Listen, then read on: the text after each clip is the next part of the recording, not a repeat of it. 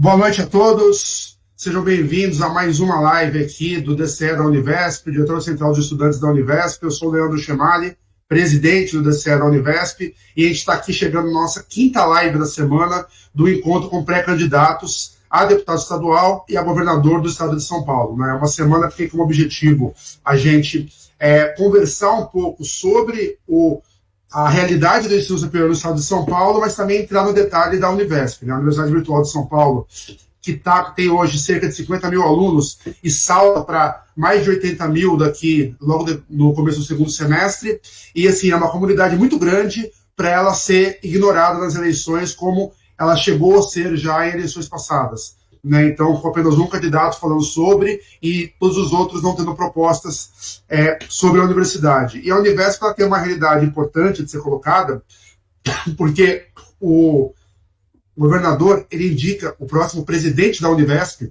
no primeiro dia de governo.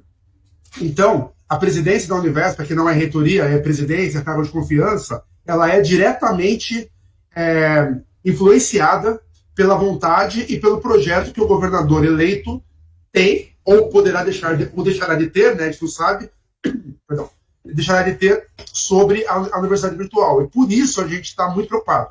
Né, a gente está muito preocupado em conversar com os pré-candidatos a deputado estadual, conversar com os pré-candidatos a governador, para que eles não entreguem o programa de governo dessa eleição, ou o programa de mandato, sem ter propostas para a Univesp. E não apenas a Univesp de forma específica, mas que falem sobre educação à distância.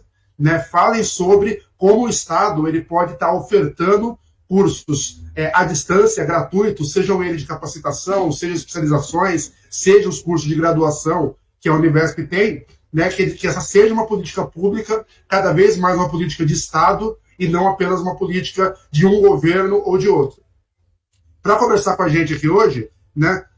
Primeiro só fazer um pequeno aviso, a Marina Elou, deputada estadual pela Rede, ela tinha confirmado já há bastante tempo, só que ela é mamãe, e ela teve um problema hoje com o filho dela, ela está no hospital agora com o pediatra, ele teve um problema de saúde, e ela acabou não conseguindo se liberar. Ela está com o link, talvez ela dê uma entradinha um pouco mais tarde para dar um alô para a gente rápido, mas ela prometeu que ela vai estar à disposição para a gente, quando a gente fizer a segunda semana, ela conversar com a gente. Por conta disso, a gente fez um outro convite aqui, eu convidei hoje o Ed Antonini, que também é da Rede, né? Então a gente mantém o espaço da Rede, né, como partido convidado aqui para conversar com a gente. O Ed Antonini, que é ex-funcionário da Univesp, né, ele conhece bastante a realidade interna da Univesp, e aí saiu da Univesp e está com um projeto, né, de uma candidatura a deputado estadual. E quem está aqui também, já conhecido meu para mais de década, né, Simão? Para bem mais de década, né, é o Simão Pedro, que já foi secretário de Serviços de São Paulo na gestão Haddad e que também já foi deputado estadual, eu acho que foram 2 ou 3 mandatos, né, Simão? De deputado estadual. E o Simão, assim, eu tenho uma relação com ele já de bastante tempo. Ele foi uma pessoa fundamental na cidade de São Paulo na implantação das praças digitais, né, que foi aquele programa de Wi-Fi livre para trazer o Wi-Fi gratuito nas diversas praças públicas de São Paulo, no MASP, enfim, na Praça da República, Paissandu, nas periferias também, nos bairros. E assim, naquela época, foi um projeto importantíssimo de inclusão digital, porque você tinha uma realidade de conexão celular que não é a mesma realidade de hoje. E para aquela época, fez muita diferença para muita gente que saía de casa sem nenhum tipo de conexão, chegava ao centro, chegava à praça do bairro, chegava ao centro comercial e conseguia se conectar. E naquela época, os poucos alunos que já faziam educação à distância, eu tive depoimento que eu conheci gente na época, que ele falava que ele ia até a praça para entregar as atividades da faculdade. Quem tinha entregas online. Então, assim, foi uma política importante na época da gestão do Haddad como prefeito, e que, assim, por isso também que eu convidei o Simão para cá, porque além de estar pré-candidato a deputado estadual pelo PT de São Paulo, mas também é alguém que já tem uma afinidade com a inclusão digital, né, que é um tema que é inerente à Univesp. Né? Então, primeiro eu vou passar a palavra aqui para o Ed. Boa noite, Ed. Obrigado pelo encaixe, da disponibilidade. Tá? Pode, se quiser, fazer uma apresentaçãozinha rápida, depois eu passo para o Simão também. Show. Eu que agradeço de estar aqui. Não pelos motivos legais, né? Porque infelizmente o filhinho da Marina Elo tá ali no hospital, mas a gente deseja o melhor. Marina Elo é uma mulher fenomenal, tá lá na Lesp também. Mas assim, família sempre vem em primeiro lugar. Eu sou Ed Antonini, eu sou professor há 15 anos, eu sou originalmente do Centro Paula Souza, e nesses meus 15 anos de docência também aí eu faço pelo menos um terço desse tempo em administração e gestão também da educação dentro do Centro Paula Souza. Nesses últimos 3 anos eu fui gerente na produção de material didático e mediação da Univesp até o final deste ano de 2020, que acabou de acabar, que eu pedi para sair exatamente para poder me candidatar a deputado estadual, para ficar de olho no que pertence, no que é importante para a Univesp e, claro, para a minha instituição de origem, que é o Centro Paula Souza, que é bem, como você disse, Chamali, na conversa sempre de pré-candidatos, de candidatos de políticos, todo mundo fala um monte de coisa e a Univesp vira uma nota de rodapé logo depois do Centro Paula Souza em várias propostas, em várias ideias. Só para complementar, eu sou formado 2 vezes em técnico no Centro Paula Souza, uma vez em mestrado no Centro Paula Souza também, e por causa disso acabei sendo chamado para trabalhar na Univesp, acabei até me especializando em educação à distância formalmente, apesar já da minha experiência de tempo, mas é isso, esse sou eu, Ed Antonini. Se você quer conhecer um pouco mais, edantonini.com.br, lá está contando um pouco da minha vida e contando tudo que eu tenho para falar, e acabei de soltar até uns vídeos novos lá, para quem quiser ouvir um pouquinho mais, depois dessa conversa que a gente vai ter aqui. O Igor está me falando aqui que aparentemente deve ser um problema da internet mesmo, né? Deve ser a conexão dele lá, não sei se 3G ou Wi-Fi, que ele está usando lá, que está instável, porque senão estaria de boa. Eu vou tocar um pouco aqui com o Ed, aí se o Simão conseguir melhorar daqui a pouco, aí a gente retorna. Ed, vamos lá então.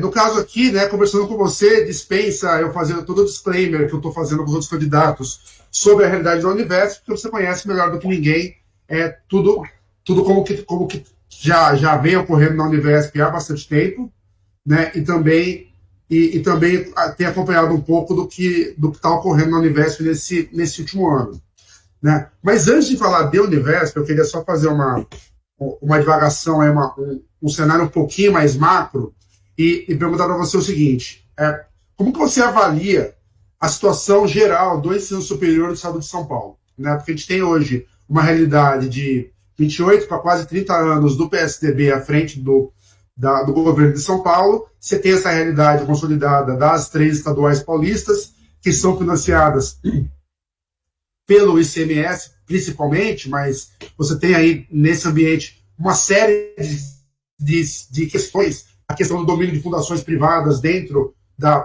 dos institutos, departamentos da USP, você tem a questão da expansão da Unesp, que tem campus da Unesp que parece um polo EAD, né?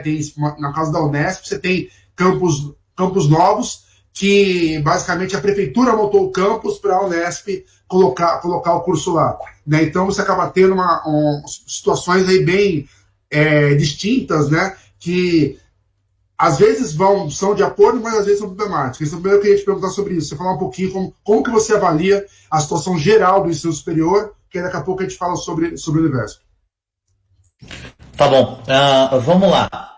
Você colocou uns pontos bem interessantes aí, extremamente válidos, que é a condição de alguns locais da Unesp, por exemplo, e a parte do orçamento, que afinal de contas é o orçamento que manda muita coisa, e me pergunta o estado da educação do ensino superior no estado de São Paulo, que é o nosso local aqui.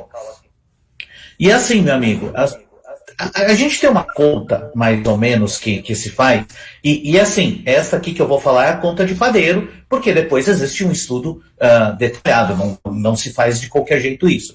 Mas é mais ou menos assim, 0,5% da população de um local está teoricamente apto para fazer um curso superior. É assim que a gente calcula de priori, a primeira olhada num local é essa conta que a gente faz, de meio a 1%, porque é o quê? É a população, é a faixa etária, é IBGE, é esse tipo de pesquisa. E a expansão do ensino superior, ela é uma ótima ideia. No mundo ideal, todo mundo que está apto para fazer um curso superior saindo do ensino médio deveria fazê-lo. Só que assim, o dinheiro não é infinito. Nós estamos num país, infelizmente, que não tem ainda a arrecadação de impostos ideal, porque não tem a renda ideal para todo mundo. E, então, esse cobertor ele é mais curtinho, não é fácil de gerenciar. E o que acontece?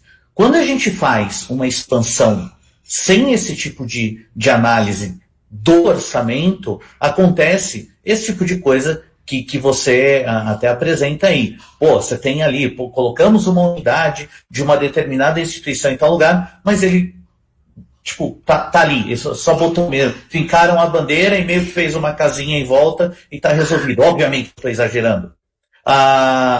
É isso que eu digo. A gente tem que fazer uma expansão muito grande, só que ela tem que ser devidamente pautada no que dá para fazer.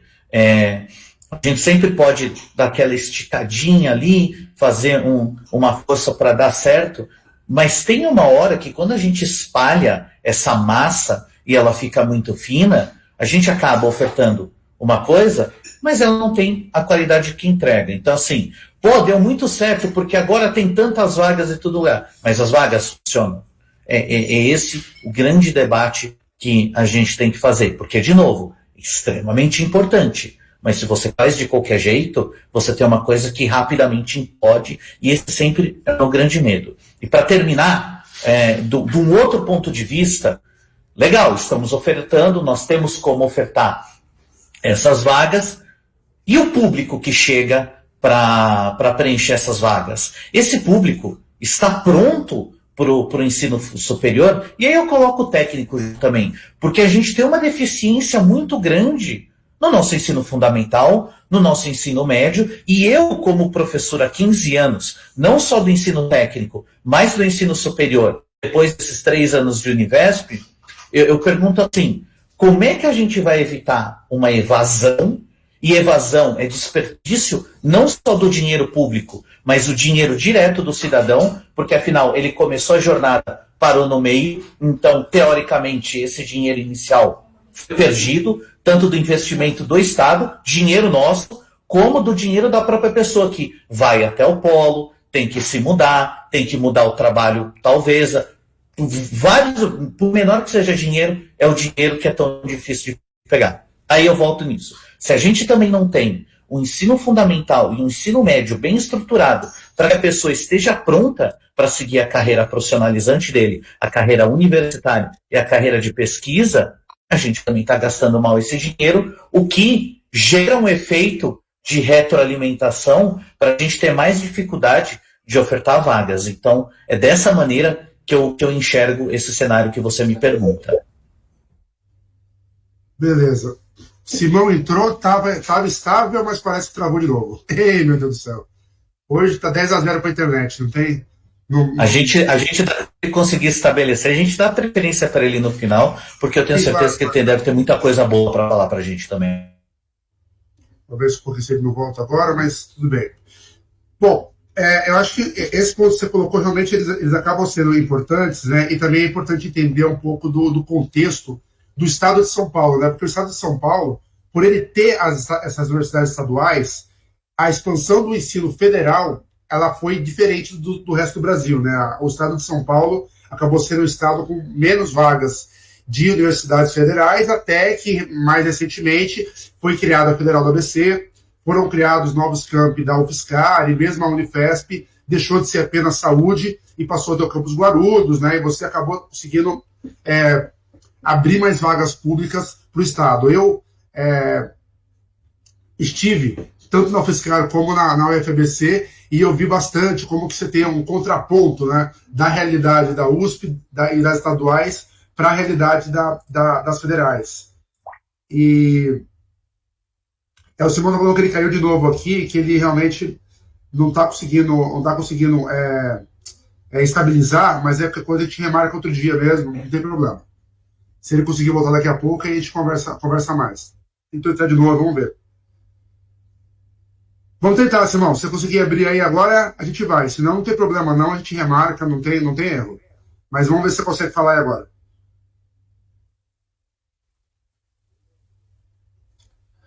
Não, a tua imagem está boa, mas eu não estou te ouvindo, tá? Isso não é internet. Eu acho que tem alguma coisa do teu celular que deve estar te mutando. Eu não te ouço. Eu te vejo bem, mas não te ouço.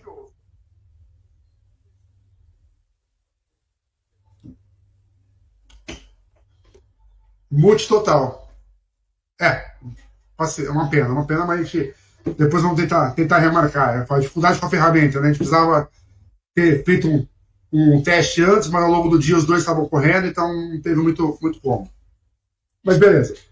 Vamos lá. Então, como eu estava falando, teve essa diferença. Uma coisa que eu percebi muito quando eu estava na UFSCar, na FABC, é que naquela época, quando eu falo aquela época, mais ou menos uns 15 anos atrás, o próprio movimento estudantil das estaduais quase que deixava de lado as federais. Né? Então você tinha um certo corporativismo, assim, ou uma panelinha das estaduais. Né? Eu lembro que eu participei de um encontro de públicas que não convidaram a UFSCar, sabe? As públicas eram só as três. E por que eu estou falando sobre isso? Porque uma coisa que a gente vê algum tempo depois é essa mesma coisa acontecer, mas em relação à educação à distância.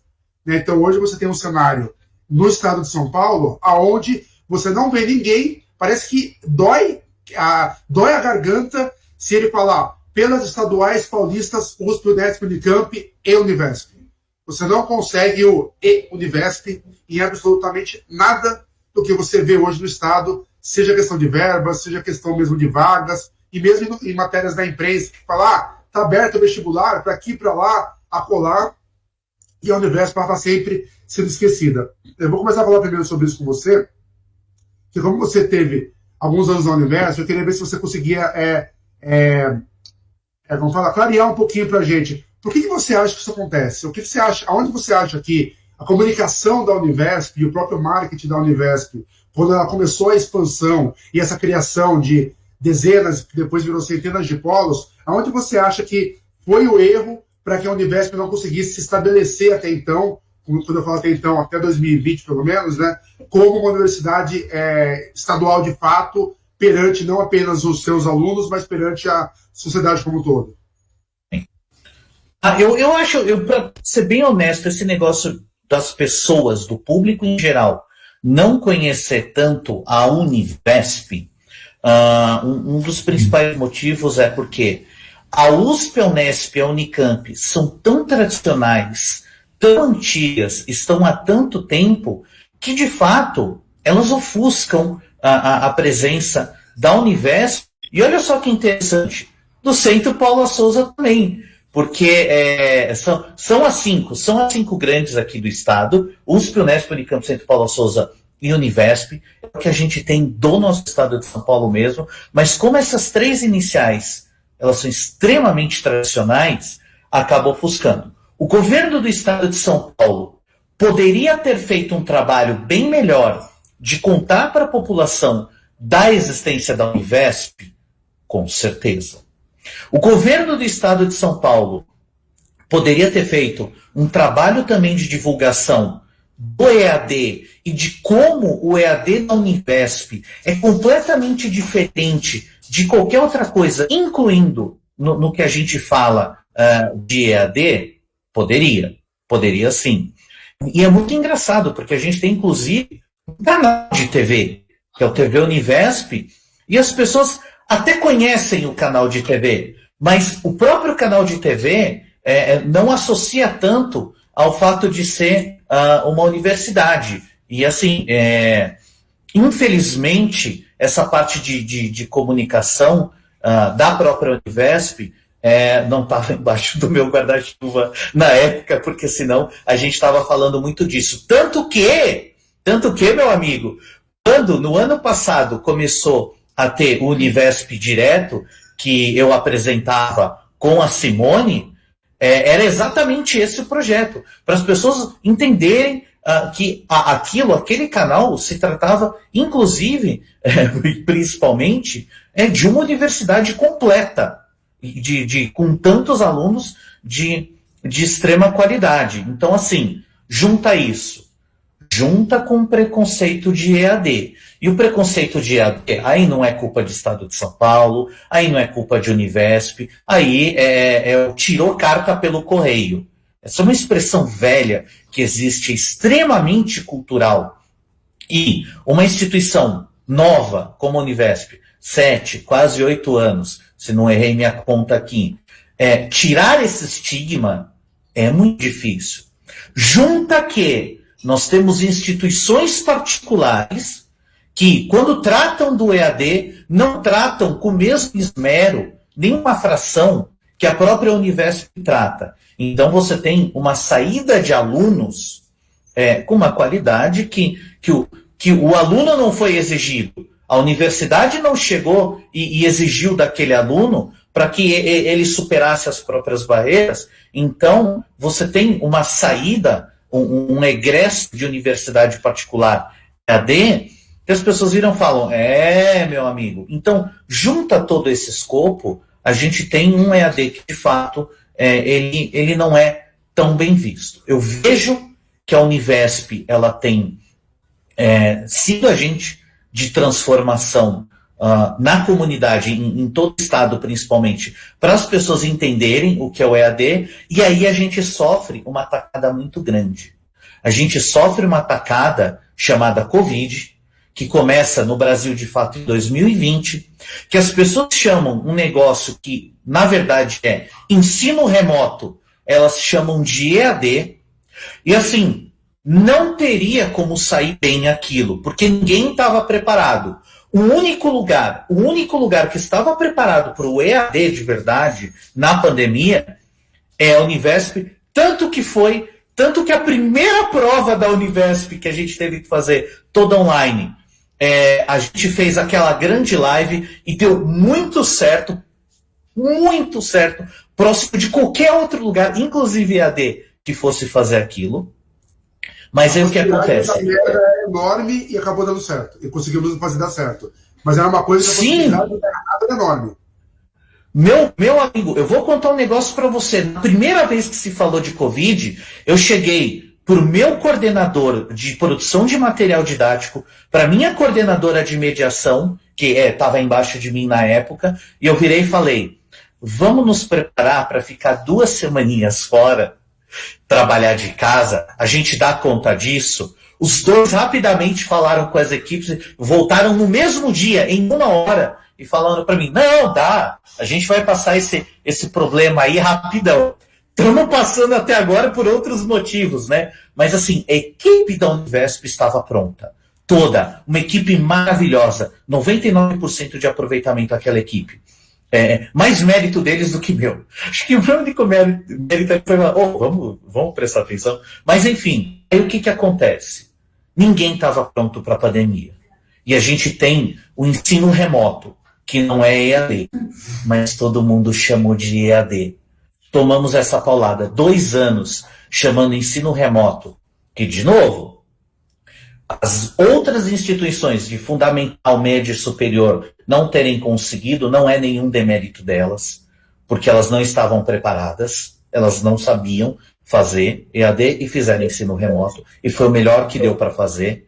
Mas a partir daí, a gente tem esse nome usado em cima, e a Univesp, e entre outros, apanha muito por causa disso, porque a gente tem um descrédito do EAD por causa dessa infelicidade. Então, eu acho que foi muito... todos esses fatores. Claro. No tempo com você, só para lembrar, você trabalha já com EAD há quantos anos? Envolvido com tecnologia da comunicação e EAD depois? Nesses meus 15 anos de carreira, eu já perdi a conta. Eu acho que metade deles é com EAD. Por quê? Porque eu comecei... Eu não lembro que ano, porque faz muito tempo. Acho que faz mais de 7, faz 8, fácil. No Centro Paula Souza, na ETEC, fazendo o EAD da ETEC. Aqui na minha ETEC, e obviamente outras que tem agora, o curso de eletrônica, eu fiz parte da construção dele. Então, assim, eu passei por o coordenador do projeto mesmo, produção de material didático, tanto como autor como designer instrucional. Eu passei na mediação, inclusive hoje estou na mediação de novo.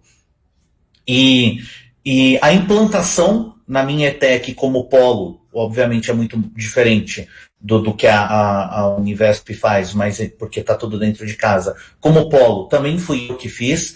Aí disso, eu fui para a coordenadoria do ensino superior do Centro Paula Souza, ou seja, FATECs, para trabalhar no EAD das FATECs também, nessas várias áreas. E daí, enquanto eu estava lá, em 2019, aí eu lembro a data, em 2019 eu fui com a Simone, porque a gente foi chamado do Centro Paula Souza para trabalhar na Univesp, e fiquei 2019, 20, 21 por completo sobre isso, na assim, Univesp. Eu queria pedir para você puxar um pouco na memória, para você ver se você conseguiria me falar do que você lembra da época. Por que 6, 7 anos atrás a discussão sobre EAD ela não caminhava, né? Porque você tinha o seguinte, você tem essas iniciativas importantes da FATEC, mas é aquela coisa, a FATEC é sempre muito focada no curso técnico. Só que o curso que mais expandiu a distância ao longo da última década foi licenciatura em pedagogia. Mas uma coisa que eu sempre achei esquisita, né, não me entra na cabeça, é porque que até o curso de pedagogia EAD não forma mão de obra para EAD. É uma das coisas bizarras que eu percebo quando eu olho os currículos de licenciatura de pedagogia até da própria Univesp. Quer dizer, por que os professores que se formaram em EAD e mesmo quem trabalhava com EAD, ao longo desses 7, 8 anos, realmente não foram feitos mais debates, mais grupos de trabalho. Não só debate não resolve muita coisa, mas grupo de trabalho, certo? Para você desenvolver, por exemplo, dentro do Estado, não apenas para resolver o problema pontual da FATEC ou o problema pontual da Univesp, por que você acha que não houve uma política de desenvolvimento da educação à distância? Eu falo isso porque eu trabalhei como servidor TA da UFABC. E eu fui concursado lá por 8 anos no NTI e fiquei um tempo no embrião da UAB da UFABC. E uma coisa que eu percebia lá é que o quê? Você não tinha um projeto estratégico de educação à distância. Foi criado lá na época o setor UAB, porque o MEC demandou, e 2 programas ali de pós-graduação escreveram 2 cursos de especialização, né, para colocar, e ficou naquilo, com 3, 4 funcionários no setor UAB, setor EAD de lá, e nada mais. E a Federal do ABC, por exemplo, uma universidade, como eles falavam, de ponta para o século XXI, com milhares de vagas presenciais por ano, até hoje, com mais de 10 anos, agora com 15 anos, não tem uma vaga sequer de graduação EAD. É uma coisa que para mim não faz sentido. Então, uma coisa que eu quero entender também, e é difícil a gente conversar isso, porque são pouquíssimas pessoas que estão envolvidas com a EAD há mais tempo, é tentar entender, não vou dizer qual que foi o erro, mas aonde que foi, que chave que faltou ser virada para que há 7, 8 anos atrás o Estado e o setor de educação tivessem debatido com mais atenção a EAD, para quando chegou a pandemia em 2020 a gente estivesse mais preparado. Tá. Você me pede para apontar os dedos aí, não tenho a pesquisa feita. Vamos lá. Como bom pesquisador e como boas pessoas aqui do ensino superior que somos, é muito importante falar agora que o que eu vou falar, ele vem de uma sensação, de algo empírico, e que não fiz a pesquisa. Não mesmo porque talvez nós tenhamos. Então, assim, não estou trazendo dados científicos, estou puxando da minha experiência, e este é um único ponto de vista. Muito importante deixar claro isso para você que está assistindo. O teu ponto de vista, né? Pegar essa informação com um grãozinho de sal, porque ela pode ser até moderadamente imprecisa. Muito importante dizer isso. Papel de professor, né, irmão? Eu não posso sair falando como se fosse da verdade. Mas vamos lá. O que eu acredito? Primeiro, você fala dos cursos de graduação, né? Uma coisa muito importante a gente lembrar é que quando a gente tem um curso de pedagogia, um curso de licenciatura, não existe o curso de pedagogia para EAD ou licenciatura para EAD. Então, pedagogia é pedagogia, uma licenciatura é uma licenciatura. Nós temos as especializações, nós temos os stricto sensus para EAD, mas, de fato, eles não são tão conexos com graduações matrizes, e talvez isso fosse um pouco interessante de fazer. Você mesmo coloca para a gente todo esse tempo que existe a OAB, mas eu enxergo a OAB como algo diferente, bem diferente da Univesp. A OAB me parece algo muito mais massivo, não tão do jeito que a gente trabalha na universidade mesmo. Eu posso até estar enganado, mas é a sensação que eu tenho. Então, o que a gente precisa... A OAB ela era um programa que cada universidade federal recebia um orçamento do MEC para ofertar o curso. Não era uma universidade nacional, ela era um programa. E a Univesp, claro, ela é uma universidade independente. Muito bem lembrado, muito bem lembrado. Mas eu me perdi um pouco na tua pergunta. Se você puder repetir o finalzinho para saber o que é de mim, eu agradeceria.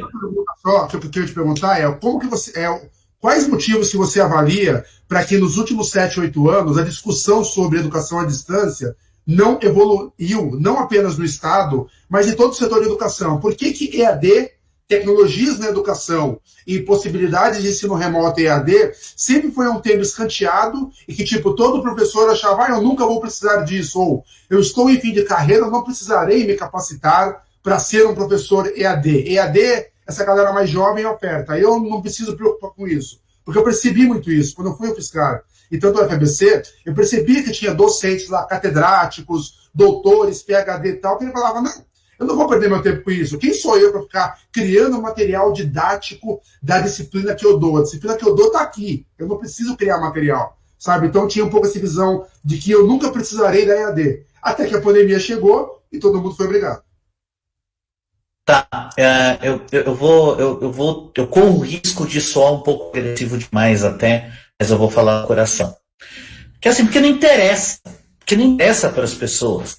Porque quem está em cargos de decisão, salvo algumas exceções muito nobres nesse espaço, não interessa por EAD, porque, primeiro, vamos pegar um meme, vamos falar de linguagem moderna, vamos pegar um meme muito conhecido do professor que tem a especialização, mestrado, 2 doutorados, pós-doc, não sei o quê, não sabe ligar o projetor em sala de aula. Como é que eu vou esperar de alguém que não sabe lidar com tecnologia trabalhar com algo tão tecnológico como é o EAD? Vamos lembrar de professores que se orgulham de não saber um computador, por exemplo, e considerar que isso é uma tarefa de segunda classe, porque tem um menininho da informática. Levando em conta que hoje, uma coisa que eu sempre digo, uma coisa reforçada inclusive dentro da própria Univesp, tanto que todo mundo que entra numa graduação da Univesp tem uma disciplina para isso. Hoje, o profissional que não sabe base de como informática, de como um computador funciona, se ele não tiver isso na universidade, ele sai defasado. Não importa da área, não importa, é da licenciatura de letras. Se o cara não tem a ideia do pensamento computacional, ele já está defasado, porque finalmente nós chegamos no mundo online. Então, a gente tem isso. Os tomadores de decisão, em sua grande maioria, não querem saber de EAD, porque não sabem o que é o EAD, não sabem como funciona e não confiam no EAD. As pessoas que estão em posição de decisão não se adaptaram ao andar do século XXI.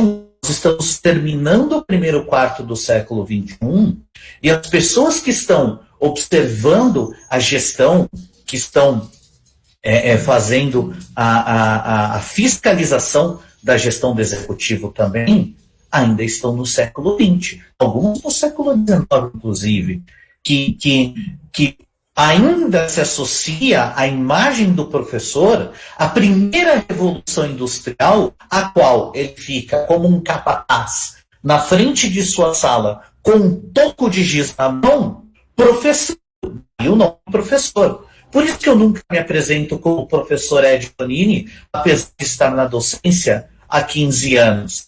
Porque eu não professo, eu instigo o aluno a aprender, eu direciono ele para o caminho e aprendo junto com ele.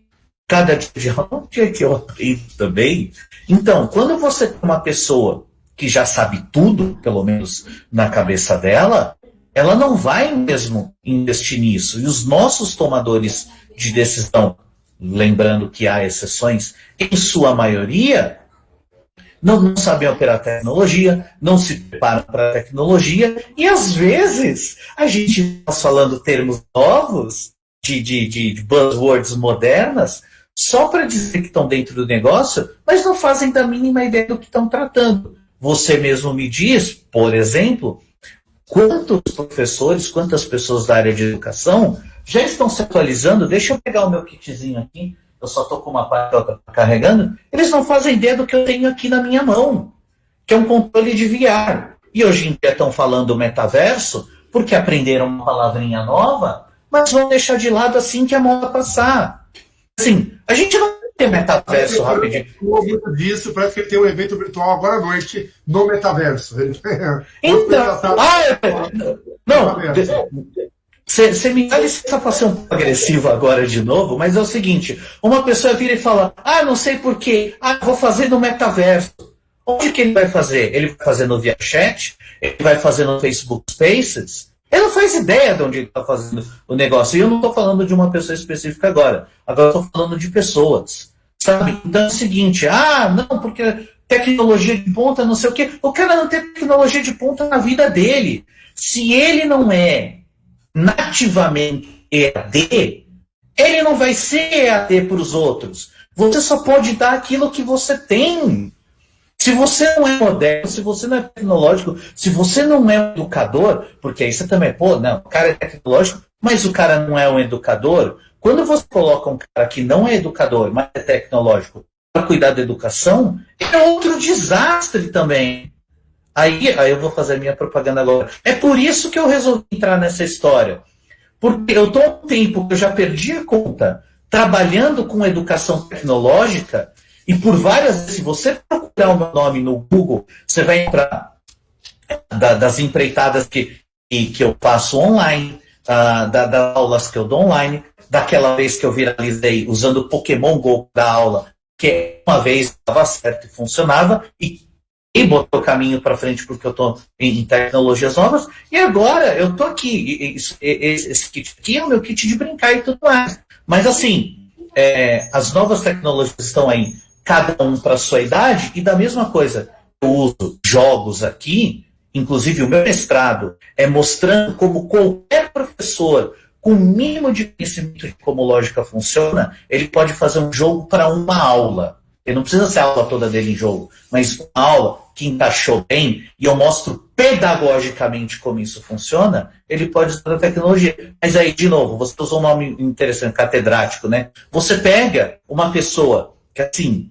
muito respeitada no campo dela, muito importante de dizer, um pesquisador de renome e importante para o Brasil, mas você coloca ele para cuidar do ensino de ponta num país pobre como o nosso, que a gente precisa achar a maneira mais barata de trazer tecnologia, o cara se perde ou não liga. E daí eu acho que eu não sei se eu exagerei aqui, se eu muito além do que você perguntou, mas é mais ou menos o meu pensamento. Entendi, sim. Com certeza. Agora, já partindo já para a parte final, só te avisar que tá picando um pouquinho teu áudio, mas tá bom, dá para ouvir perfeito ainda, mas tava perfeito a imagem, mas começou a dar, mas é a nossa velha e boa internet do Brasil, né? Parte eu gritando igual um louco aqui, o meu cachorro gritando junto, aí eu uso supressão de ruído, aí dá nisso. Porque eu estou vendo também a outra transmissão, que é por outro computador que está captando, e lá vi que pode também, mas tranquilo. Agora, como diria José Wilker, venha cá que eu vou lhe usar, né? Vamos dizer assim, né? Eu quero te fazer algumas perguntas agora, mais ligadas mesmo à nossa dinâmica interna na Univesp e as nossas dificuldades, para ver um pouco da tua visão e ver como é que a gente consegue resolver algumas sinucas que a gente acabou identificando em relação não só à organização estudantil, mas propriamente a própria comunicação interna das coisas que vem acontecendo na Univesp, né? Então, aquela coisa, quando a gente começou a fazer esse movimento para criar o DCE, foi fundamental para que o DCE existisse hoje.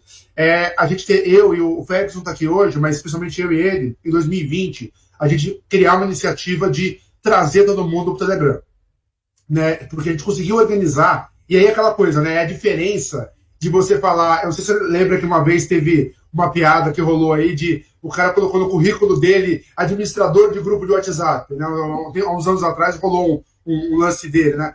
E assim, não é simplesmente você criar um grupo e falar, eu ajudo na comunicação. Não, o que a gente fez aqui, 2020, 2021 e agora vai ser de novo 2022, a gente vai seguir daqui para frente, foi criar um ecossistema de grupos no Telegram. Então, o Calouro, ele entra no grupo Univesp 2022, 21 e 20. Depois de um tempo, a gente traz todo mundo para lá. Aí, depois de um tempo, a gente cria o grupo dos eixos. E depois, quando ele faz a opção de curso, é disponibilizado o grupo do curso. Então, quer dizer, a gente força os alunos a se juntarem em grandes grupos. E, claro, você tem aí, como fala, sem nenhum tipo de controle, a criação dos grupos de WhatsApp de amigos. Né? Tem até um amigo nosso que participava das lives até ano passado, o Samir, que ele falava, as repúblicas de WhatsApp. Né? Então você tem aí N grupos que sempre vão existir e ninguém está contra que eles existam. Mas, de forma, vamos dizer assim, entre aspas, institucional dos alunos, o Telegram se fixou como uma ferramenta, assim, vamos dizer assim, um pouco mais oficial, onde a gente começou a criar um monte de coisa em volta. A Univesp nunca reconheceu isso e nunca nem ajudou a divulgar. A coisa, organicamente, ela foi crescendo, divulgando nos posts, né, e, enfim, espalhando pelos próprios grupos de WhatsApp mesmo, e foi funcionando. Só que aí aconteceu, em 2021, foi feita a licitação de mudança de plataforma do Blackboard, quer dizer, do Canvas, né, que estava antes, para o Blackboard, e veio o Teams de bônus, né, não posso dizer assim, né, nesse acordão Microsoft aí que o governo do estado tem, o Teams acaba vindo de bônus. Só que, como você já me falou, não precisa perder tempo com isso, eu sei que o Teams não foi configurado como ele deveria ser por falta de pessoal. Porque não tinha gente na Univesp, não tinha funcionário suficiente para você trabalhar, por exemplo, com a comunicação. Você falou um pouco mais cedo. Posso só fazer um parênteses muito importante para não ter nenhuma conclusão, embora você tenha deixado claro, eu só quero reforçar. Quando você fala por falta de pessoal, e eu sei que você entendeu isso, não é porque o pessoal não é qualificado, é porque não tem cabeças para fazer, não tem gente, exatamente, não tem número de pessoas. É só para reforçar, embora tenha deixado claro. Falta de número de pessoas, que a Univesp naquela época, eu acho que ela tinha 60, 70 funcionários para atender 50 mil alunos. Né? Eu acho que estava nessa casa. 3 no TI. 3 pessoas para atender tudo isso. Sim. Eu estou falando assim, no corpo geral da Univesp, administrativo, etc., estava nessa casa, e agora, nesse ano, rolou aí várias contratações, eu acho que agora vai pular para mais de 120, né, nesse toque de caixa que foi feito agora, para não perder o time eleitoral, né? Porque é aquela coisa, eu falo, a gente aqui não pode também fazer uma crítica injusta ao trabalho do Rodolfo e da Simone, porque não foi culpa deles que por 2 anos a Univesp ficou proibida de contratar. E isso, claro, acaba com qualquer planejamento, né? Você assume a universidade num plano de 4 anos, contando que em 2020 você vai contratar 15 docentes e 50 funcionários e você não recebe nenhum. Né? Então, teve isso também, então a gente sabe disso. Mas a questão, eu quero voltar, não chega assim em relação a isso. O que eu queria colocar a gente também tem nesse meio um tema externo que limita muita coisa, que é a LGPD, né? A Lei Geral de Proteção de Dados, que ela limita que a universidade consiga fornecer alguns acessos ou uma lista de contatos, enfim, algumas coisas que é uma zona cinzenta. Por que eu falo isso? Porque, por exemplo, no CEDERJ, lá no Rio de Janeiro, você já me falou que eles fazem errado, mas o fato é, lá, nos polos, todos os polos têm listas e todo mundo do mesmo polo consegue se falar. Certo? É fato, e isso não vai mudar. Vai entrar a turma agora de 2022-2 e vai continuar o grupo existindo. Todo mundo vai se falar, porque o coordenador do CEDERJ, dos polos do UAB do Rio de Janeiro, já tem esse treinamento, essa formação de botar todo mundo em conjunto. E até o CEDERJ é engraçado, porque lá você tem várias universidades diferentes, mas parece que todo mundo está na mesma. Né? Lá a galera é muito mais unida em relação a diferentes universidades do que aqui, que somos nós de dois cursos na mesma universidade, mas que não se falam. Então, o que acontece? Com essa questão da LGPD, a gente chega numa sinuca que é qual? Como a gente conseguiria, como a gente consegue trabalhar para transformar o Teams, ou eventualmente uma outra ferramenta, com uma cara mais sociável? Eu acho assim, não é só falta de pessoal, também é falta de estratégia. Eu acho assim, eu percebi, porque eu já conversei sobre isso com o Rodolfo várias vezes, já também conversamos com a Simone, a gente teve uma reunião com ela no passado também, e eu percebo que, tipo, não existe no pensamento deles essa ideia de que uma universidade pública estadual EAD não necessariamente é um local sociável, ele é um local apenas acadêmico. Então não tem por que eu criar uma festa virtual, um fórum geral com todos os 50 mil alunos lá, sabe? Não tem por que eu criar um grupo no Teams com todos os alunos do mesmo curso, do mesmo eixo, que entraram junto. E tem um problema ainda. O Teams ainda tem a limitação de 25 mil membros em um grupo, que é menos do que os 30 mil que vão entrar agora. Então eu não consigo fazer no Teams um grupo com todos os ingressantes. Né? Então, enfim, né? É bastante coisa para colocar sobre isso. Então eu quero dar um pouquinho da tua opinião em relação a como que a gente pode planejar, né, aqui no DCE, criando um projeto de médio prazo, pensando para 1 ano, 2 anos, 5 anos, 10 anos, em relação a gente conseguir melhorar a forma de comunicação entre alunos e propriamente da própria Univesp para os alunos. Certo? Porque, por exemplo, as últimas 2 semanas, teve também várias lives que a Univesp divulgou com empresas. Empresa de estágio, que oferece estágio, que oferece... eu falei que é representante de Jequiti de TI. Teve um desse também, que a empresa fez uma live com a Univesp e basicamente era um representante de Jequiti. Se torne um representante nosso, que a cada cliente que você indicar, você ganha X. Mas tem apoio? Não, é para ser representante.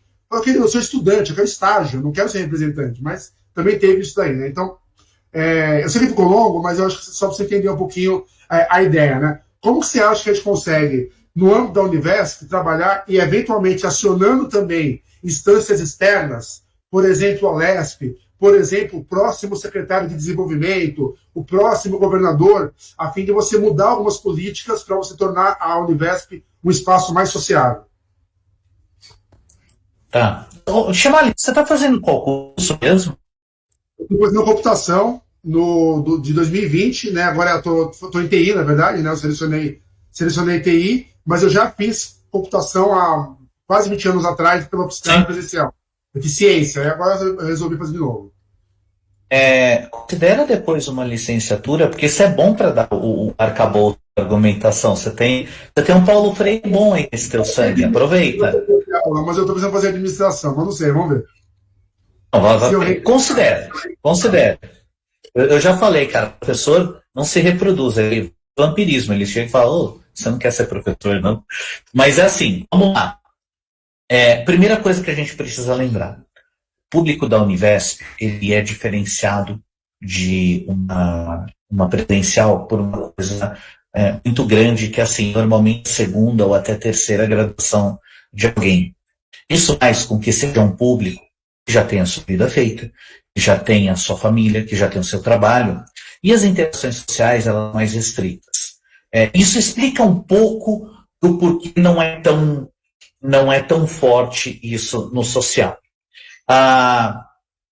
Do ponto de vista do governo, volta naquilo. A gente precisa de um pouquinho mais, não precisa de muito, mas um pouquinho mais de gente na Univesp para ajudar a coordenar os polos.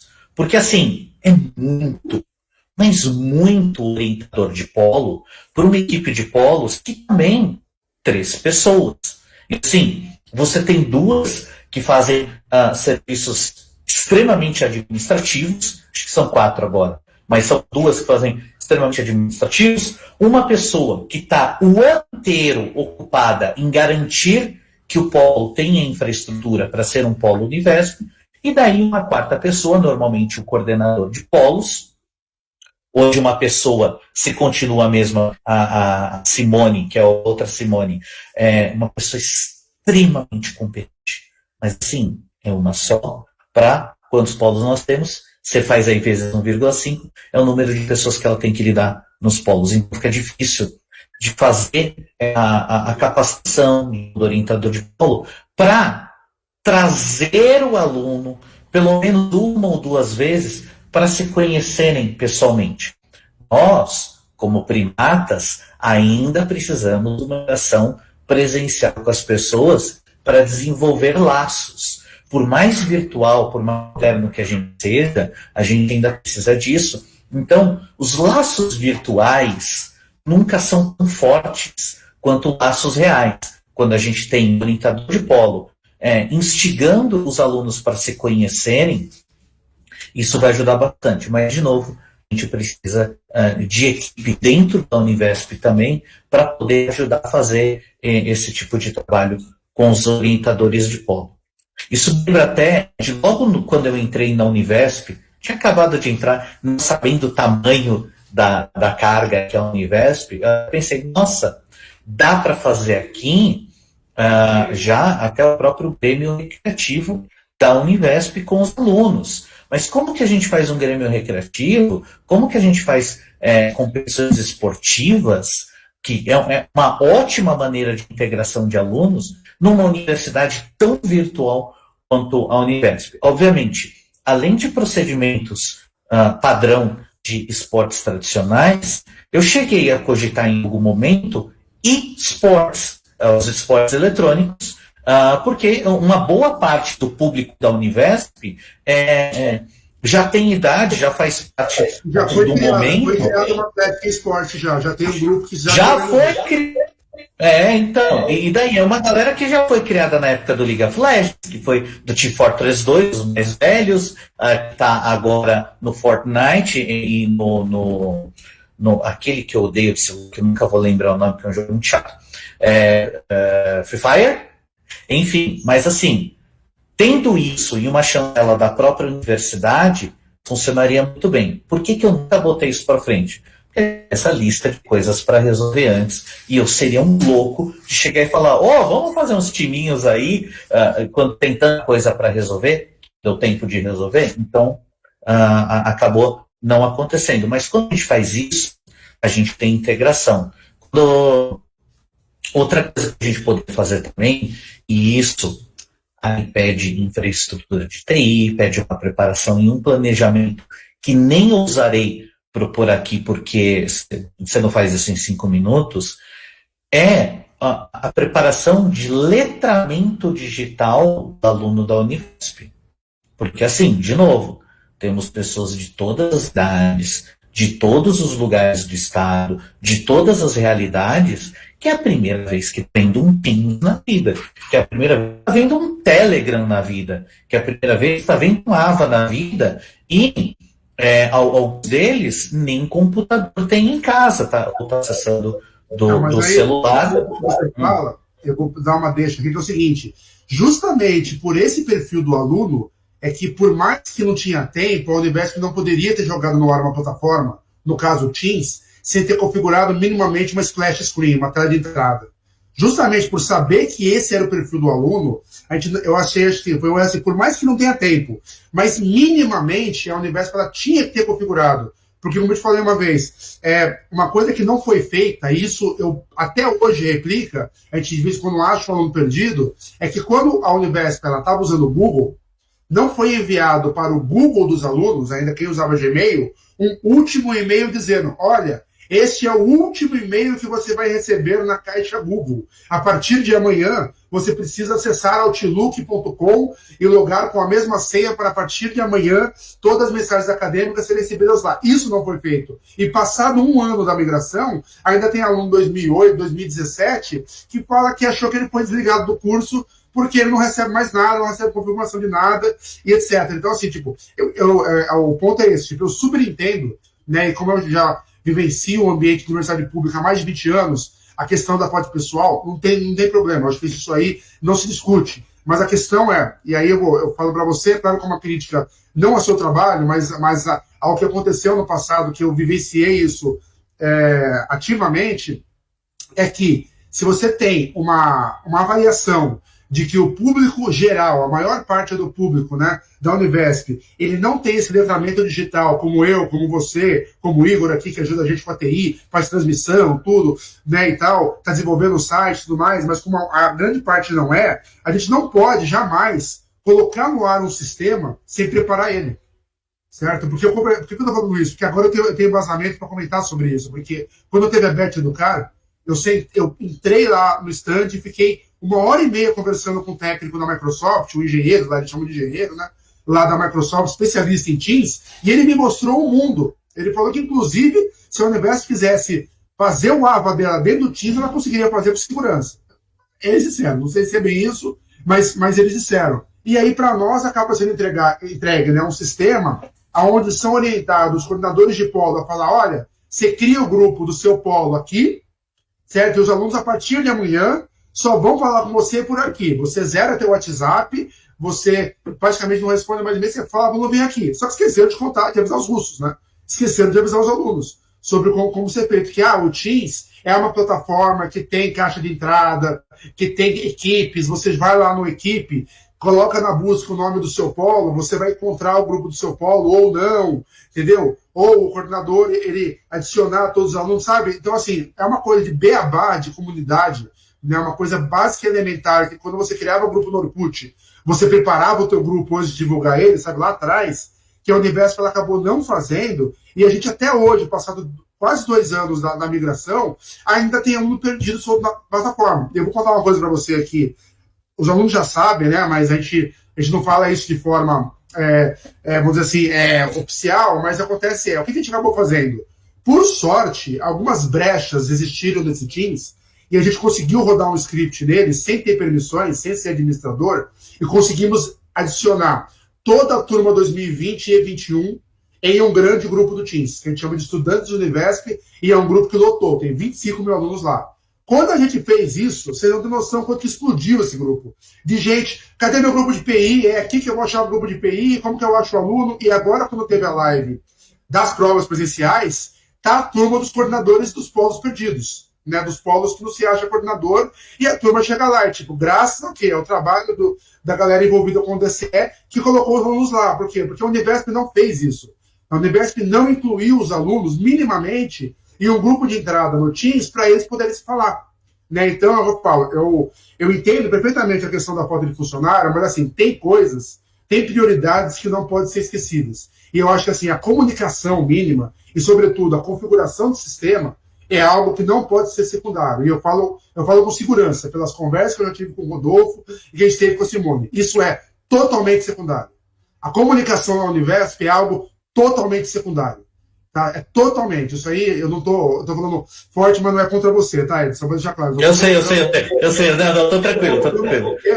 É com alguém que entende a realidade. Não adianta eu falar forte pro França, para outro, porque não é. Eu tô conversando com alguém que entende a realidade. E assim, a comunicação na Univesp é algo totalmente secundário. E, por exemplo, hoje à tarde mesmo, surgiu, de vez em quando aparece um ou outro operador de polo que me chama e fala, eu vi que você é articulado e tal. E, você percebe que o operador de polo também é outro perdido. É outro que às vezes não sabe para que lado que ele vai, sabe? Ele tá lá e ele fala assim, não, eu não consigo falar com os alunos, você consegue me ajudar a chegar neles, porque a gente divulga aqui e a gente percebe que ninguém vê. E, tipo, a regra na Univesp hoje é ninguém vê nada. Quando a Univesp posta um vídeo no YouTube e manda um e-mail para todo mundo, é a única coisa que funciona. Mas qualquer outra coisa paralela, eu vou divulgar algo para um nicho. Então, para todos os alunos do Unicel, para todos os alunos de um curso de uma região. Por exemplo, tem um polo, me escapou agora o nome, mas tem um polo que ele vai organizar a Semana Univesp do município, de 4 dias, com 18 palestrantes, um evento assim, um congresso mesmo, e ele chama de Semana Univesp. Quer dizer, aquela cidade abraça a Univesp, de fato. Mas o resto da Univesp não fica sabendo, o evento é virtual. Eu sei, porque assim, no Instagram do DCE, o que a gente decidiu fazer? Todos os polos que tiver Instagram, a gente vai seguir. Polo Unicel, Polo Univesp, todo mundo a gente segue. Apareceu lá como sugestão, segue. Quando a gente fez isso, abriu um universo de Univesp que a gente nem imaginava.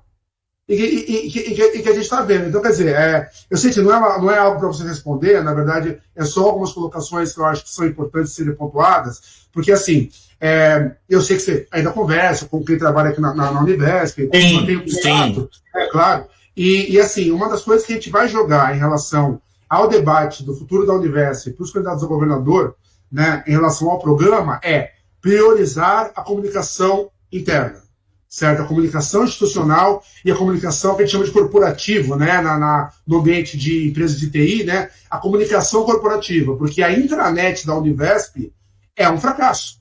A intranet da Univesp, ela simplesmente não funciona, porque para coisas básicas e elementares e até coisas acadêmicas urgentes, como o contato do aluno com o polo para ele poder fazer a prova ou não fazer, não funciona, certo? Então, assim, eu falo, tudo isso é uma coisa extra-acadêmica, né? Não estou aqui, eu poderia estar fazendo uma live com você para vamos debater o modelo, vamos pensar nas atividades avaliativas, vamos pensar uma forma onde as aulas podem funcionar melhor, sabe? Ao caráter acadêmico, mas não dá para eu discutir a parte acadêmica se eu não consigo, se a gente não consegue se falar. Eu até hoje eu não tenho um grupo, eu estou no Polo Sapopemba, eu não tenho um grupo com todos os alunos do meu polo, eu não conheço a minha turma há 2 anos, não tenho turma, certo? Então eu falo, esse tipo de coisa, e isso faz parte da convivência universitária. Na universidade, sobretudo na pública, a convivência em grupo, a convivência em turma, às vezes acaba sendo o maior aprendizado que você tem.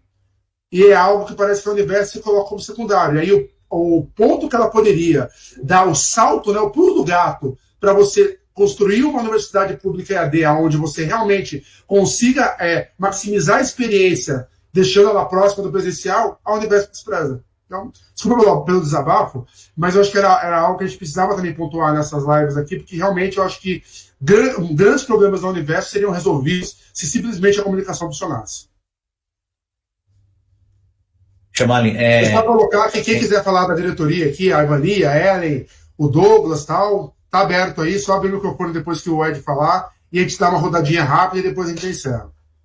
Na verdade, eu gostaria muito de ouvir também. Eu estou acostumado a fazer minhas lives e roda um chat, sempre todo mundo falando, e tá tudo muito quieto aqui, que é só eu e você. Eu estou um pouco incomodado. Mas assim, vamos lá. Quando você fala assim, pô, desculpa desabafo e tudo mais, é assim. Na verdade, para mim, isso é muito importante. Por que estamos conversando aqui agora? Porque eu almejo, no que vem, estar trabalhando na Lesp, uma boa parte pelo aluno da Univesp. Por esse motivo que eu saí de lá. Me pergunto muito. Se você estava fazendo as coisas lá, por que você saiu? Porque eu estava numa caixinha. E assim, é como vocês mesmos falaram. A gente tem muito mais coisa e alguém precisa cuidar disso num escopo muito maior e, inclusive, auxiliar a própria Univesp, digo, as pessoas que trabalham lá dentro do presidente, a todos, a argumentar com o governo para esse tipo de coisa funcionar. Quando você fala para mim, eu vou passar um pouquinho daquilo que você falou, mas eu prometo ser rápido.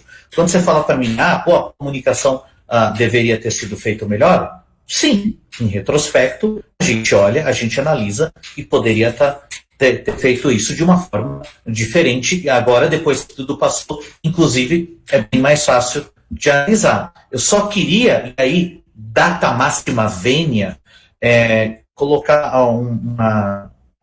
uma observação que é de minha memória, e eu vou dizer que eu não tenho tanta certeza, porque não foi eu que gerenciei esse processo, mas é de minha memória de que a gente deixou uma sorte de avisos no próprio APA, a gente instruiu o orientador de polo, a gente mandou e-mail, esse do e-mail eu já não tenho tanta certeza, porque de fato não estava comigo, mas no AVA eu lembro da gente ter deixado, inclusive, na página principal, uma boa sorte de avisos sobre a troca de sistemas. De fato, naquele momento, talvez se a gente tivesse, e eu falo talvez um eufemismo, mas se a gente tivesse colocado um conjunto de instruções melhores de como fazer acesso logo de primeira, a gente teria uma sequência de resultados muito melhor. Inclusive, esse foi o motivo pelo qual eu criei o Univesp Direto com os tutoriais.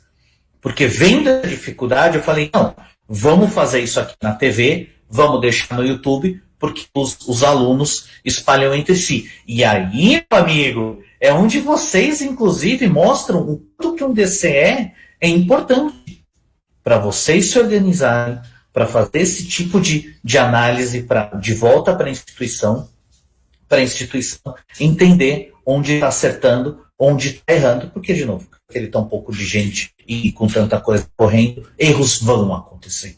É óbvio que vão acontecer. E o DCE é extremamente importante para isso. Eu realmente espero que vocês, inclusive, consigam fazer o quanto antes o próprio CNPJ e tudo mais. Já estão com o CNPJ, Chamali? Não, ainda não. Na verdade, a gente ainda vai realizar uma assembleia de ajuste. Vai ter que ser em julho, porque é melhor a gente fazer antes dos calouros voltarem, né?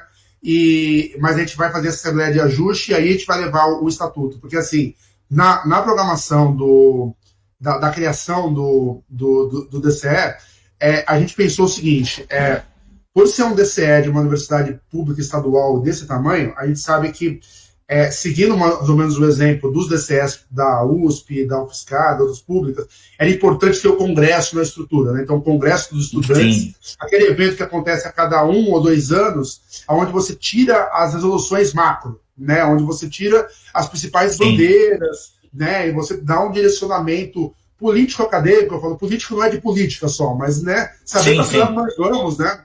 E tem isso daí. Então, o que a gente fez? A gente tentou fazer primeiro o congresso, em 2020 e 2021. Mas esse time de tem vestibular no começo de 21, aí ficou pro meio do ano. Aí, tipo, a gente não pode fazer o congresso com os bichos acabando de chegar, com os calouros acabando de entrar. Você tem que dar um semestre para eles chegarem e aí eles participarem do congresso. E aí, por conta disso, o que aconteceu? Só deu para marcar congresso no fim desse ano.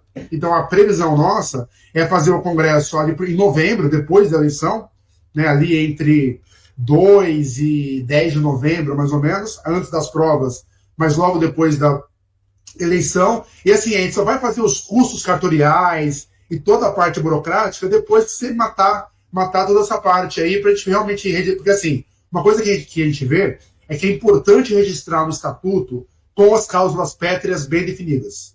Porque cláusula, sim, pétrea é cláusula pétrea. Certo? Sim. Então ali ninguém mexe, nem o Congresso.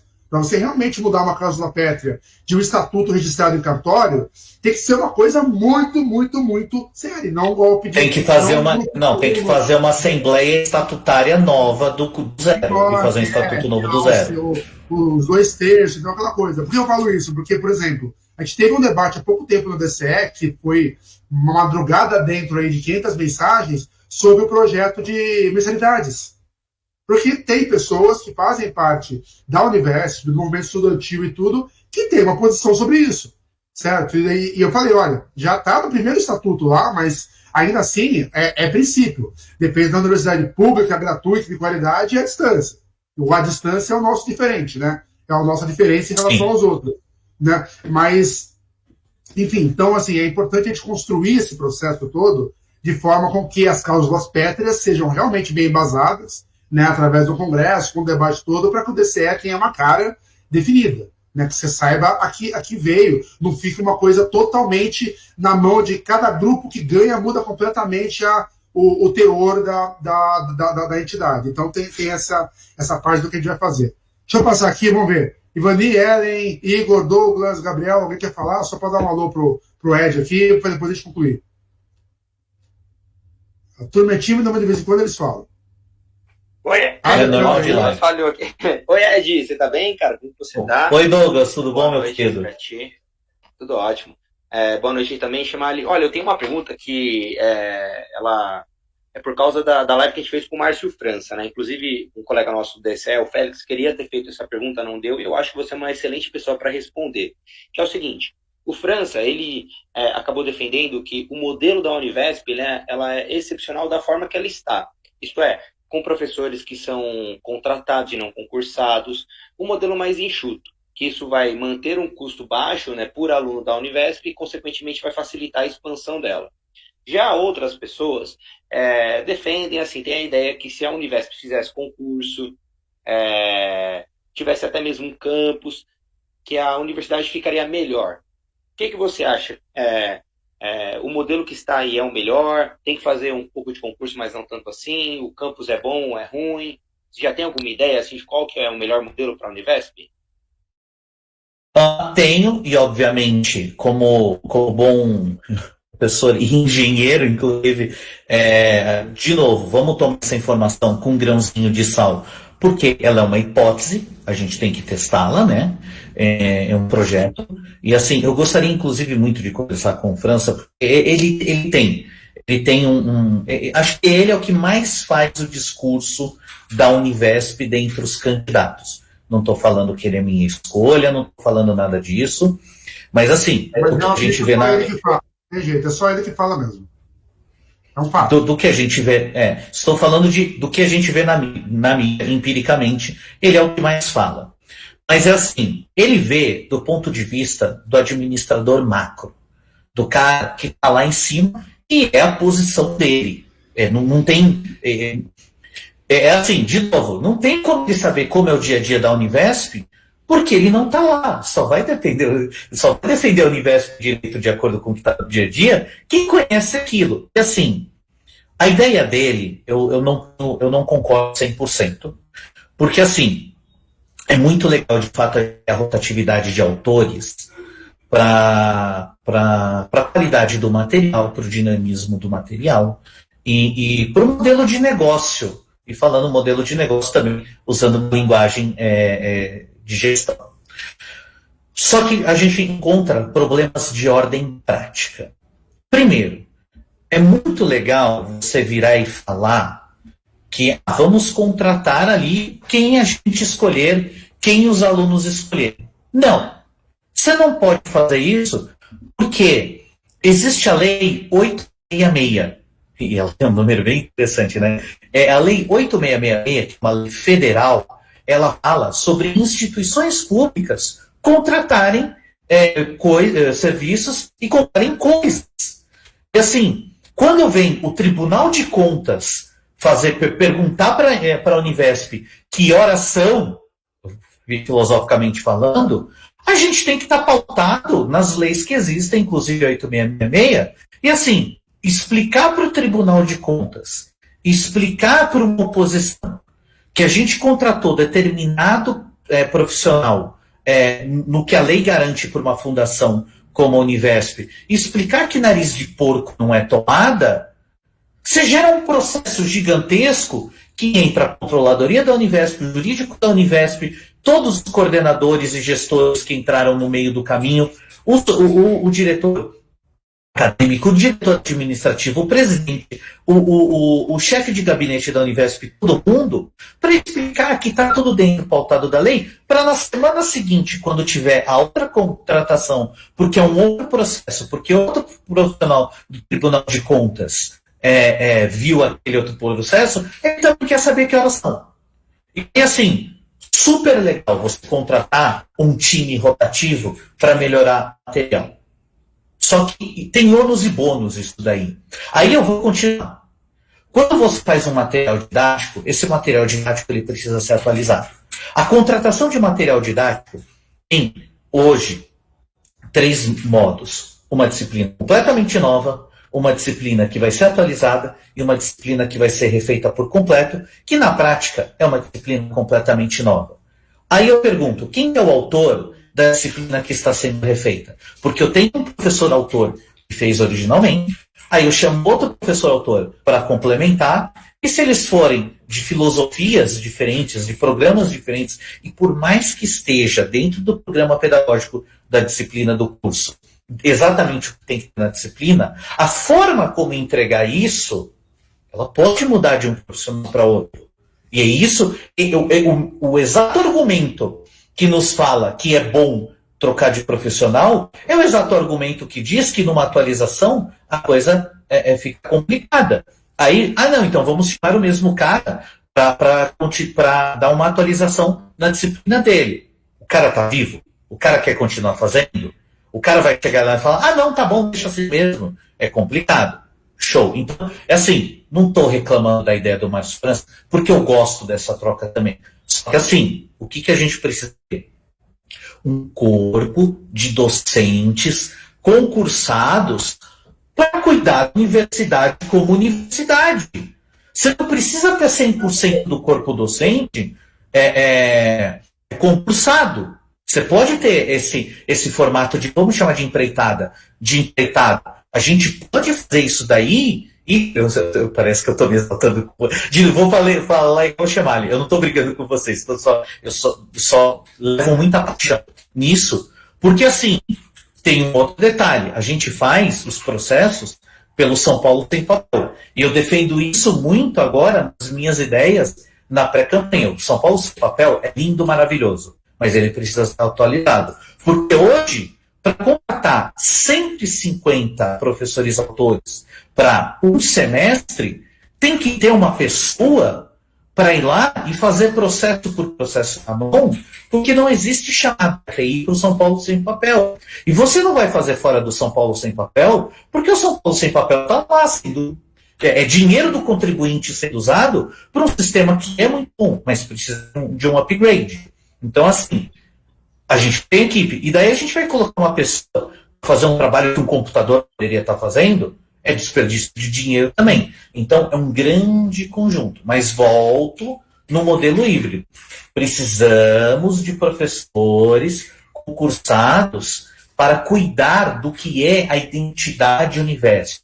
Você tem que estabelecer umas áreas mínimas, né? Tem que ter algumas áreas mínimas. Não dá para não ter nenhuma estabelecer o macro. Exatamente, estabelecer o macro. Porque ano que vem vai ficar Rodolfo? Não sei. Vai ficar Simone? Não sei. Vai ficar todo maravilhosa, tem muita gente boa do livre provimento, que é o cargo de confiança. Tem muita gente boa do livre provimento. 99% da Univesp, profissional muito comprometido.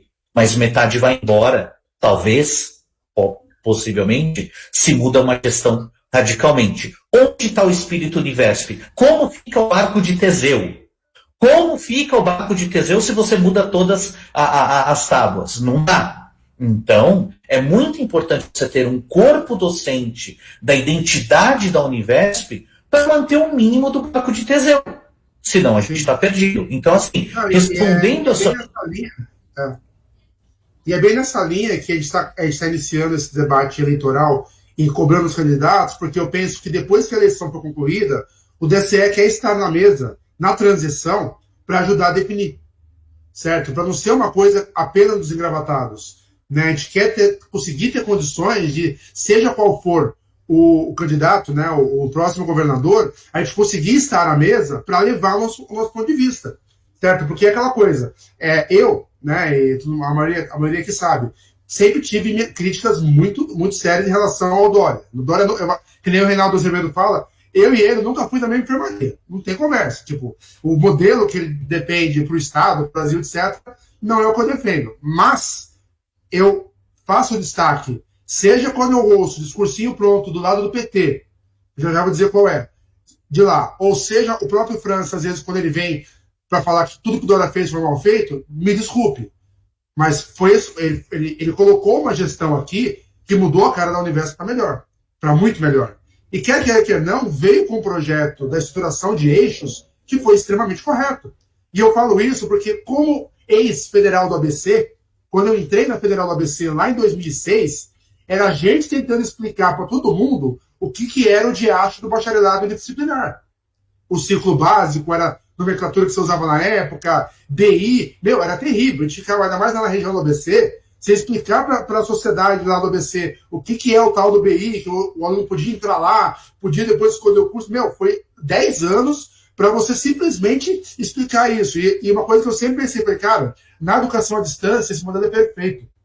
Porque você diminui a evasão no primeiro semestre, no segundo semestre, e você faz com que você tenha tempo para você habituar, né, ambientar melhor o aluno para que ele faça a escolha. E pelos cursos EAD serem geralmente bimestrais, você acaba tendo na prática, não, são 3 anos, né? Na prática não são 3 períodos, não são 9 períodos, são 18 períodos. Então você consegue alocar as disciplinas de uma forma que você aproveita melhor o tempo. Mas enfim, só pegando o gás no que você estava colocando, que eu acho que também era importante. Deixa eu só ver aqui, alguém mais para falar aí? Vani, Ellen, a gente precisa encerrar, que está dando já o tempo das lives aqui. Eu falo bastante, né? Nós dois, né? Eu falo muito, você também, aí já viu, né? Alguém mais aí? Não sejam tímidas. Ó, só para você saber, a Ivani, ela está na diretoria de assistência estudantil, que é um debate que a gente está fazendo também sobre a ausência, né, de assistência estudantil para os estudantes EAD. A ela é diretora de movimentos sociais, que também está me ajudando em articulações externas do DCE, e o Douglas, que falou, é o diretor de movimento estudantil. Né? Então, e o Igor é o diretor de TI, que também é uma diretoria que nenhum DCE tem, porque para nós TI é central. A tecnologia é central aqui e não tanto em outros. Fala, Ellen. Oi, Ed, boa noite, tudo bem? Oi. É justamente essa minha pergunta que o Chamali estava falando. Tendo em vista que hoje os estudantes da Univesp não usufruem de nenhum programa voltado para assistência permanente estudantil, você tem alguma proposta nessa área, Ed? Olha, eu vou lembrar acho a pergunta dela em relação a se você vê a possibilidade de uma dotação orçamentária da Lesp para assistência estudantil dos estudantes da Univesp. Tá, eu acho que volta até na pergunta que foi o Douglas que fez, quem que fez o Douglas, né? Volta naquilo que o Douglas falou, de contratar professor e tudo. O corpo pedagógico fixo da Univesp tem que existir exatamente por isso. Isso faz parte do projeto pedagógico. Então, assim, se eu tenho duas figuras centrais, que são o presidente, que ele é como reitor também, e o diretor acadêmico, que seria tipo um pró-reitor, vamos lá, são cargos que, tipo, os dois que estão agora podem ir em 1º de janeiro de 2023. E qual que é a solução para isso? Manter um corpo pedagógico concursado, professores que estejam lá para cuidar exatamente desse tipo de coisa, para fazer a pesquisa científica. Por quê? Porque a gente está inventando a Univesp. Ah, mas são 7 anos. Isso é nada para uma universidade. É muito pouco tempo. É muito pouco tempo. Então, tem algumas coisas a gente vai ter que fazer ensaio e erro. E esse tipo de coisa que vocês falam faz parte desse processo.